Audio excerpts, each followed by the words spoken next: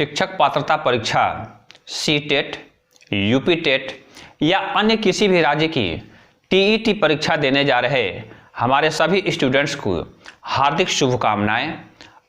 और nebula maths के इस पहले अंक जो कि टीईटी परीक्षा पर आधारित है, कैसे सफलता प्राप्त करें, कैसे ज़्यादा से ज़्यादा आप अंक प्राप्त करें, इसके लिए आपको जरूरी मार्गदर्शन और टिप्स दिए जाएंगे। मैं धर्मेंद्र कुमार पांडे, गणित प्रवक्ता।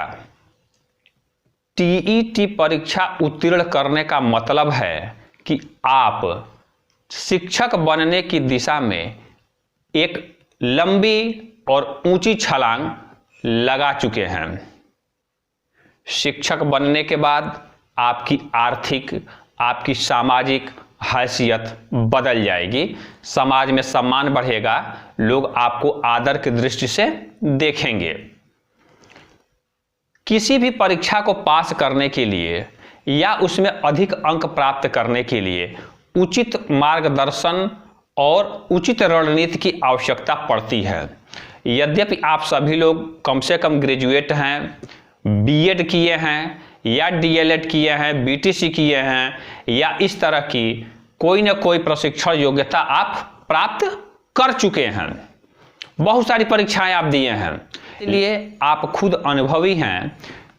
फिर भी जो स्टूडेंट्स टीईटी की परीक्षा पहली बार देने जा रहे हैं या पिछले 1-2 बार असफल हो गए हैं, उनके लिए ये वीडियो बहुत ही मायने रखता है। बहुत सारे स्टूडेंट्स ऐसे होते हैं जो परीक्षा के पहले ही घबरा जाते हैं और ये मान लेते हैं कि परीक्षा बहुत कठिन है, मैं नहीं कर पाऊंगा, तो उनके लिए सही में दिक्कत आ जाती है। इसके लिए सबसे पहले इस चित्र को देखिए। आप चित्र को देखेंगे, एक आदमी है और फोटो में क्या लिखा हुआ है इसको भी आप अच्छे से पढ़िए और बताइए कि आदमी किधर देख रहा है, बाएं देख रहा है, दाएं देख रहा है या सामने देख रहा है।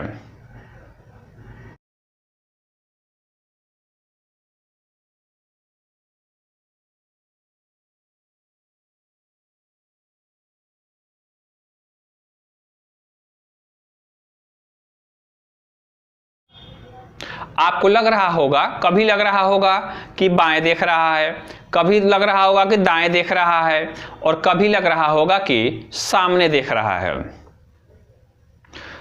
अब ऐसा करिए कि अपनी आंख को दाएं या बाएं घुमाकर देखिए।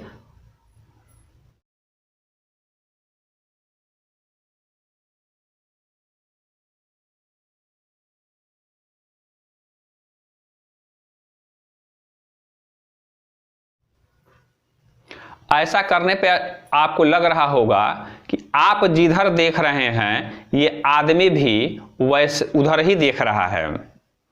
इसी को बोलते हैं माइंड सेट। चीजों को आप जिस नजरिए से देखेंगे, जिस नजर से देखेंगे, आप वैसा ही करेंगे, आपके विचार वैसे ही हो जाते हैं।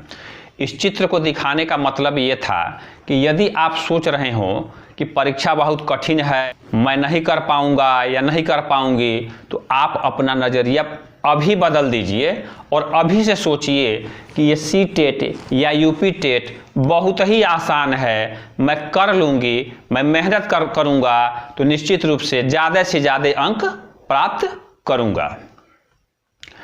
कोई भी परीक्षा पास करनी है, उसमें सफलता प्राप्त करनी है, अधिक से अधिक अंक प्राप्त करने हैं, तो कुछ जरूरी रणनीतियां हमें अपनानी होंगी। परीक्षा को क्रैक करने से पहले यह जानना जरूरी है कि परीक्षा का ढांचा, उसका पैटर्न और सिलेबस आदि क्या है। तो सबसे पहले हम लोग सीटेट या यूपी टेट की परीक्षा का ढांचा समझेंगे। इसमें 2 तरह के पेपर होते हैं। मान लीजिए हम उसे लिखते हैं P1 और P2। P1 का मतलब प्राथमिक स्तर कक्षा 1 से 5 तक की कक्षाओं में शिक्षक बनने के लिए होता है और P2 यानी दूसरा पेपर कक्षा 6, 7, 8 यानी उच्च प्राथमिक विद्यालयों में शिक्षक बनने के लिए पात्रता परीक्षा होती है। 150 नंबर के कुल 150 प्रश्न होते हैं, यानी एक नंबर के कुल 150 प्रश्न बहुविकल्पी डिजाइन के होते हैं, जिसमें 4 विकल्प दिए रहते हैं और सही विकल्प पर आपको गोला नीले या काले बॉल पॉइंट पेन से उत्तर पत्रक जो OMR शीट होती है उस पर रंगना होता है। यदि आपका उत्तर गलत भी हो जाता है तो नेगेटिव मार्किंग की व्यवस्था नहीं है, इसलिए उचित यही होता है कि सारे प्रश्नों को अटेम्प्ट किया जाए। अब गोला को कैसे रंगेंगे, कोई प्रश्न नहीं आ रहा है तब क्या करेंगे, इसके बारे में भी वीडियो में आगे चर्चा की जाएगी। इन 150 प्रश्नों को हल करने के लिए कुल 150 मिनट यानी 2.5 घंटे का समय होता है। इस आधार पे हम कह सकते हैं कि प्रत्येक प्रश्न को हल करने के लिए हमारे पास औसतन 1 मिनट का समय होता है। उसी में कुछ प्रश्न छोटे छोटे होते हैं और कुछ बड़े बड़े होते हैं, जिसमें पढ़ने में ही टाइम लग जाता है। परीक्षा का ढांचा समझने के बाद दूसरा जो महत्वपूर्ण बिंदु है वो है पाठ्यक्रम समझना। TET की परीक्षा का पाठ्यक्रम क्या है? जैसा कि बताया गया कि 150 प्रश्न होते हैं, लेकिन इसको 5 भागों में 5 विषय है इसमें शामिल, और प्रत्येक विषय के 30 प्रश्न होते हैं, जिसमें बाल मनोविज्ञान, गणित, हिंदी, अंग्रेजी, ये पर्यावरण अध्ययन वगैरह शामिल है। आप सिलेबस जरूर देख लीजिएगा, पहला काम है सिलेबस देख लेना। अब इन 30 नंबर्स में कुछ प्रश्न पेडागॉजी पे आधारित होते हैं और कुछ प्रश्न सब्जेक्ट पे आधारित होते हैं। अब पेडागॉजी क्या है, नाम सुन के ही घबराहट हो जाती है। तो पेडागॉजी का मतलब है शिक्षण शास्त्र, आसान शब्दों में पढ़ाने का तरीका। शिक्षण के संबंध में आपकी क्या सोच है, आपके क्या व्यूज हैं, आपके क्या विचार हैं, ये बातें पेडागॉजी के प्रश्नों में चेक की जाती हैं। आपका नज़रिया देश के संवैधानिक लोकतांत्रिक मूल्यों के अनुरूप, NCF के अनुरूप, सरकारी दिशा निर्देशों के अनुरूप या शिक्षा नीति के अनुरूप है कि नहीं, ये सब बातें पेडागॉजी के प्रश्नों में चेक की जाती हैं। और 150 नंबर में आधे से भी ज़्यादा पेडागॉजी के प्रश्न होते हैं। आप देखेंगे कि बाल विकास वाला जो पेपर है वो लगभग पूरा का पूरा पेडागॉजी ही है। इसके अलावा गणित में भी आधे प्रश्न पेडागॉजी पे और आधे प्रश्न सब्जेक्ट पे, न्यूमेरिकल पे, संख्याओं पे आधारित होते हैं। इस चैनल में अगले जो वीडियो आएंगे उसमें आपको गणित की विधिवत तैयारी कराई जाएगी। अब तीसरा महत्वपूर्ण बिंदु किसी भी परीक्षा को पास करने के लिए होता है कि प्रश्नों का पैटर्न क्या है, किस तरह के प्रश्न आते हैं। शिक्षक पात्रता परीक्षा में किस तरह के प्रश्न पूछे जाते हैं, ये जानने के लिए सबसे आसान तरीका है पिछले कम से कम 5 साल के प्रश्न पत्रों को एक बार जरूर देख लें। नहीं तो गलत दिशा में तैयारी होती रहती है, मेहनत भी होता है और अपेक्षित सफलता नहीं मिल पाती है। जब आप पिछले वर्षों के प्रश्न पत्रों को देखेंगे तो आप पाएंगे कि कुछ खास शब्द प्रश्नों में बार बार आते हैं। मैंने कुछ शब्द लिख दिए हैं, अगले वीडियो में डिटेल में समझाया जाएगा। जैसे कुछ शब्द सकारात्मक शब्द कहे जाते हैं, जैसे कि आएंगे बाल केंद्रित है, जीवन से जोड़ना, जिसमें व्यवहारिक जीवन से जोड़ना या दैनिक जीवन से जोड़ना, तर्क, चिंतन, परिकल्पना, इन शब्दों का प्रश्नों में खासतौर से पेडागॉजी के प्रश्नों में इस्तेमाल होते हैं। इसी तरह नकारात्मक शब्द भी कुछ इस्तेमाल किए जाते हैं, जैसे रटना, याद करना, कंठस्थ करना, डांटना, चुप करा देना, अलग कर देना बच्चे को, शिकायत करना अभिभावकों से या प्रधानाचार्य से, दंड देना, या मात्र ऐसे शब्द आते हैं कि मात्र यही लर्निंग आउटकम प्राप्त होगा, केवल यही प्रतिफल प्राप्त होगा।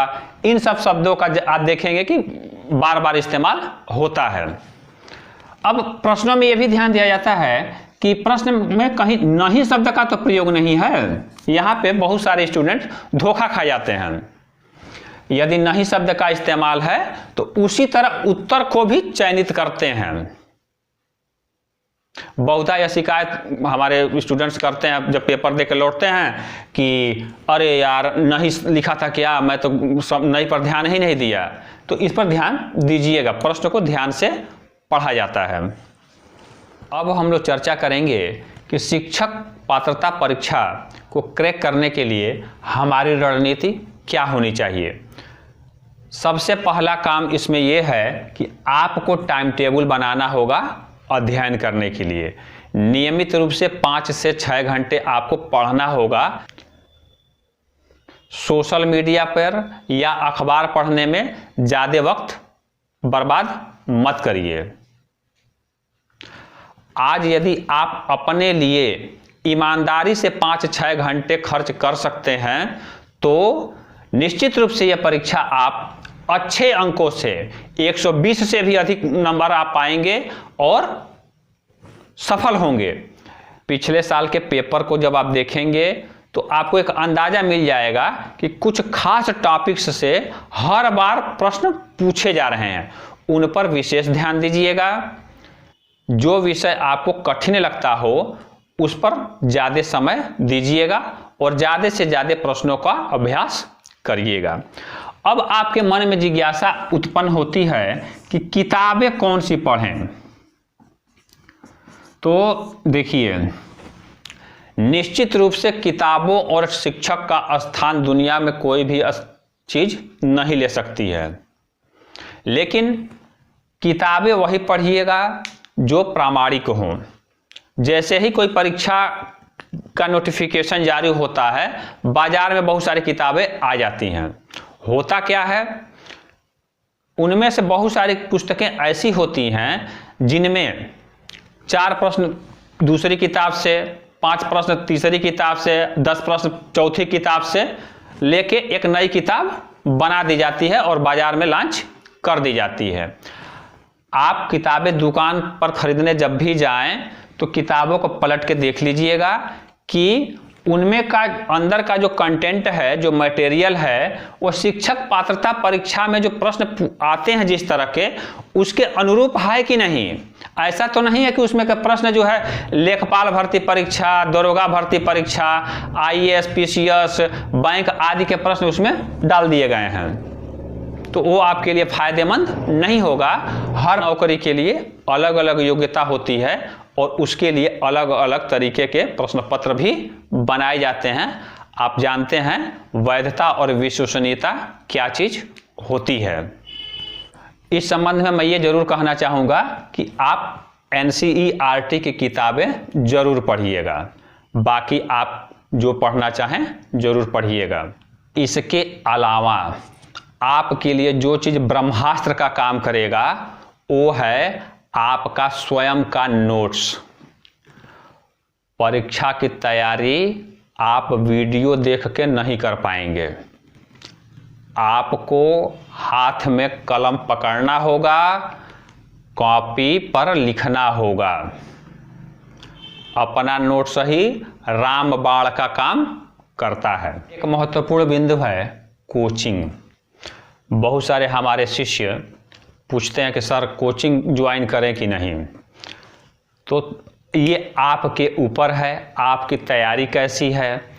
मेरा अपना विचार है कि यदि आपने ईमानदारी से साल भर 2 साल B.Ed या D.LED किया है तो ज़रूरत नहीं पड़नी चाहिए। कोचिंग में पैसा भी लगता है और छोटी जगहों पे अच्छे कोचिंग संस्थान हैं भी नहीं।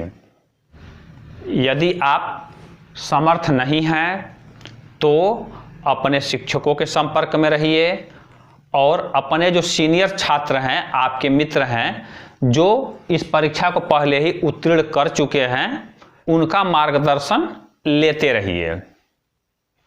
किसी भी परीक्षा की तैयारी के लिए आप एक तरीका अपना सकते हैं। मेरा अपना सुझाव है कि 4-5 मित्र जो पढ़ाई के प्रति सिंसियर हों, ईमानदार हों, आपको डिस्टर्ब ना करें, उनका एक समूह बना लीजिए।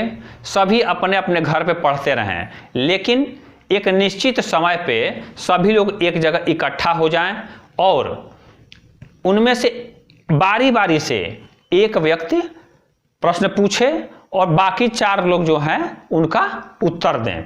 यह क्रम सब पर निर्धारित कर लीजिए। आपने देखा होगा कि किताब से पढ़ने पे भूल जाता है, लेकिन जब किसी के मुंह से सुने रहते हैं, देखे रहते हैं, तो वो नहीं भूलता है। परीक्षा की तैयारी करने का यह बहुत ही कारगर उपाय है। जब आप पेपर को हल कर लिए होंगे तो हो सकता है कि कुछ प्रश्न आपको न आ रहे हों। अब चूंकि नेगेटिव मार्किंग नहीं है तो नंबर बढ़ाने के लिए एक तुक्का लगाने का या गोला रंगने का तरीका है, जिससे आपके नंबर कुछ बढ़ सकते हैं, लेकिन ये तरीका पास होने की गारंटी नहीं देता है। क्या करते हैं, आप जानते हैं कि उत्तर पत्रक में इस तरह से गोले बने होते हैं। ABCD ऑप्शन है, 1 2 3 4 ये प्रश्न है। आप गोले को रंगे होंगे तो एक नज़र देखने से ही मालूम चल जाएगा कि किस ऑप्शन का गोला सबसे कम रंगा गया है। जिस ऑप्शन का गोला सबसे कम रंगा गया है, तो जितने भी प्रश्न आपके छूटे हुए हैं उसी ऑप्शन के सारे गोलों को कलर कर दीजिए। आप ऐसा करते हैं कि किसी में A रंगते हैं, किसी में B रंगते हैं, किसी में C रंगते हैं, अंदाज से तो रंगना है, तो हो सकता है कि गलत ज्यादा होने लगे।